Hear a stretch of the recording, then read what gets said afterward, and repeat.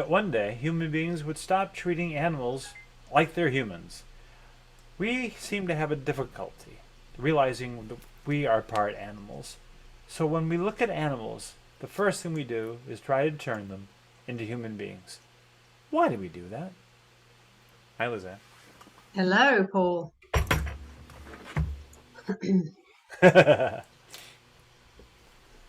Am I meant to answer that question? Is that up to me? You You haven't got could. any You animals. could. I just knocked it up there for you to everything like that.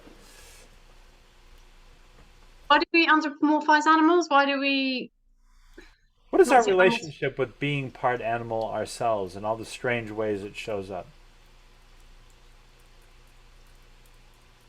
Sorry, say that again. I've lost the Yeah, in other words, we're plot. animals. We're part We animal. are animals. Yeah, we don't think we are, but we are. Everything we can do, mostly, animals can do too. There's slight things that we do that animals apparently can't.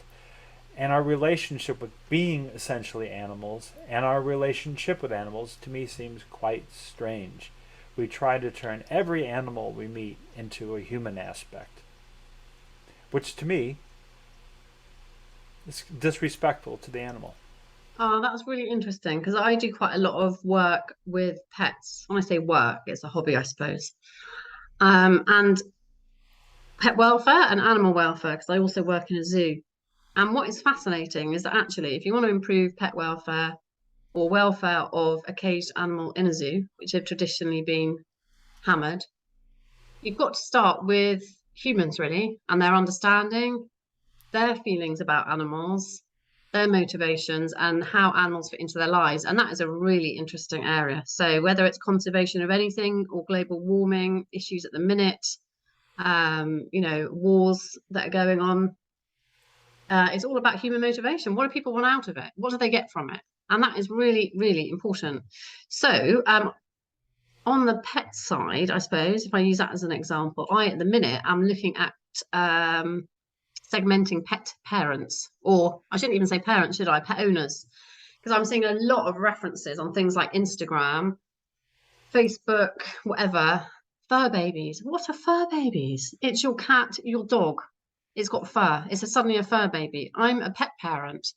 Um, and then there's pet clothes. There's a whole industry in pet clothes, aren't there? And Instagram dressing up an animal, and it's funny because it looks like a human, to your point. So are we denigrating the animal? I find it fascinating that people criticize zoos for animal welfare, yet most of the animals in captivity are our pets. So welfare laws, certainly in the UK, and I think in the States, from what I understand, I know it'll be different across the different states, but zoos might be heavily regulated for animal welfare. So an animal's got to have a certain size enclosure, it's got to be enriched, so it's not bored, it's got to be fed certain things, heat, temperature, etc., that they would need as far as possible, as close to the wild. When it comes to pet, it's hardly any regulations. You can But do to what you want. animals, just animals. Pets are domesticated animals, right? Animals. Humans' relationship with animals seems to be one of only two. I either eat it or it should entertain me. Or if I can add another one in, uh, it's a therapy pet. So it actually helps with my mental health. Seeing a lot of that, especially since COVID. Yeah, that should be a lot It's bigger than it is, I think. I think largely we're just basically like that. Even a shark, great white shark, from a distance should be entertaining. Well, should it be entertaining? It depends whether you're concerned about its welfare or not, doesn't it? Are animals here to Exactly. Where entertain is us? welfare and respect? You see, there's not just you can't just simply respect animals for what they are. Simply respect them. Well, if we respected them, we wouldn't have all this issue about conservation, would we? So, like these extinct animals, and literally, it is scary when you look at how much forest is being logged. For example, rainforest being lost, orangutans not having anywhere else to live because of palm oil that's not sustainable. For example, we as humans have created all of these issues, haven't we? Hmm. And then we think, oh dear, we've actually destroyed their habitat, and that maybe that's why the seagulls are coming to annoy us in our houses. How Maybe annoying! Or there's the hook right there. We've destroyed their habitat. We don't see it as part of our habitat. If we get products from their habitat, it should be our habitat. If that habitat helps clean the air that we breathe over here, that should be our habitat. In other words, where's the money to be made in this, though? Where's the money to be made in simply respecting animals instead of selling them? Selling Well, them as pets and pet equipment, or selling them as entertainment? I think that's a really important point, and a lot of the good zoos educate and conserve because that's so important. Of course, they entertain. I'm a mother myself. The kids love going to the zoo to learn about animals, to see them. They're funny. They do look like humans. Some of them you can interact with, and that's why people love chimps, why they love apes, gorillas, whatever, anything that interacts, Well, all does that mean pets. we go to the zoo to find ourselves? A little bit, yeah, probably. And if I don't Yeah, we feel do. myself in an animal, I move on. But if I start to feel myself in an animal, I watch longer. Well, it's interesting how much research has been You know, done by giraffes have the science. same number of bones in their neck as we do.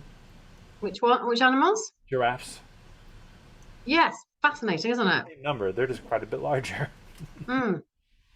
Yeah, it's no, it's absolutely fascinating what's different and When they similar. fight and do this with their necks like that in slow motion, you can kind of see the individual vertebra.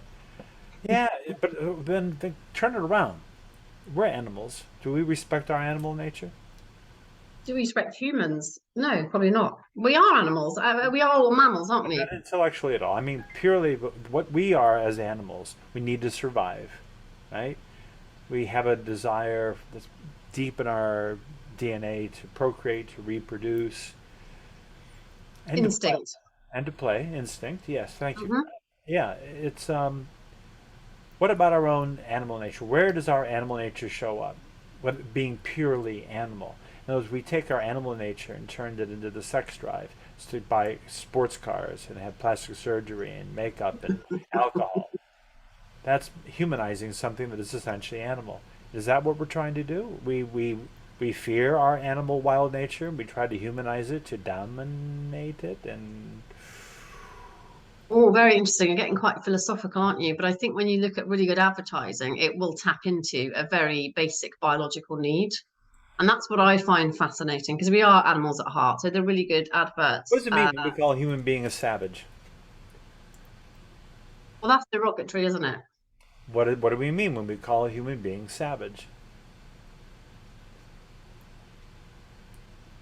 I don't know what you're getting at with that, but it used to be a very bad terminology for people, humans that were tribal and were less advanced than first world humans. And you Right. still see it in the encyclopedias. And violent and wild and undominable. You know, it's you can't control it. Savage. There's a power there.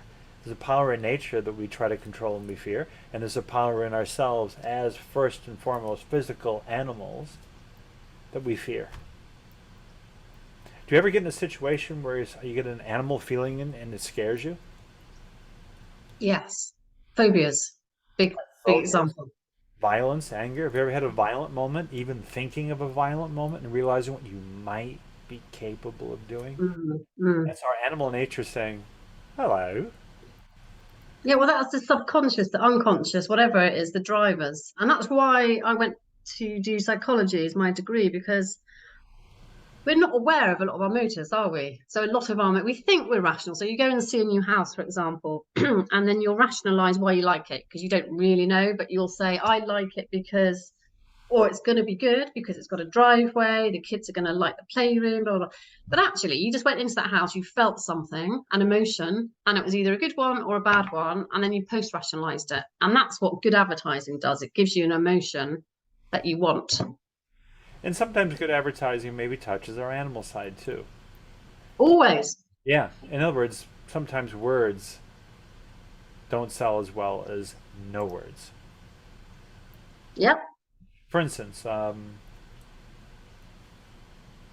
just had this idea. This is not a perfume, but let's imagine that it is. Maybe it's her perfume. Man goes into the bedroom. He's alone. He goes to her perfume bottle. He does this.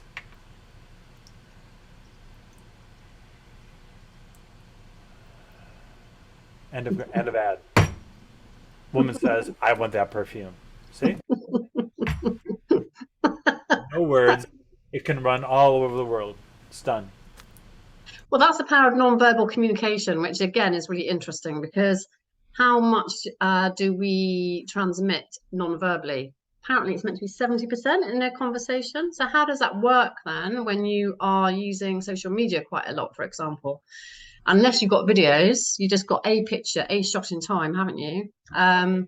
Here, if I look down on you in social media and talk to you from up here or from back here with what I've got, do I lean into you? Mm, You know, I predicted years ago all social media would be videos of people selling something to you, being seen from the sternum on up, and here we are. But I was thinking about that animal thing. You know, if you have sounds, animals have sounds, and Ted Lasso, best TV ever seen. There's a character called Roy Kent, which is modeled sort of on Roy Keane, actually. But the point is, his favorite expression is just this. "Grrrrr." He makes an animal sound, and people love it. When a human can freely express an animal sound or behavior, we respect that. And it simplifies everything, doesn't it? It's mhm. like, I've always thought if I could get a brand to just be about this sound, oh, and own that sound. And if you think Well, about it long enough, what you would apply that sound to, and that's yeah, I'm animal. wondering, what is it? What's happened to you to make you do that? Right, right, right. So it's an animal deep pleasure bliss that's beyond words, right? And just like the or the when you smell and open your mouth to smell more, ever do that? You really just kind of smell through your throat and your mouth and really take something in. That's what animals do, Yes, they to do. understand something. And when we are Mm, really in touch with our senses, our physical senses and products, if I get a box on the front porch of something I've opened, I'm an animal opening up with my hands and wish I had claws. And I use a tool, and then I explore and I smell. If it has Excelsior in it, mm, the first thing, and what is the mm, feel of the packet? We use our bodies like animals, and we try to make it human. But if we go back mm. and rediscover the animal nature of our experience, boy, I know. we can put writers Sense, out of business in a hurry. yeah, and you know what? Sensory marketing is so underrated. So, we know the evocative power of smell, for example. You can smell your childhood if you smell the baking that your mum made, can't you? Yeah, If you memory hear tricks.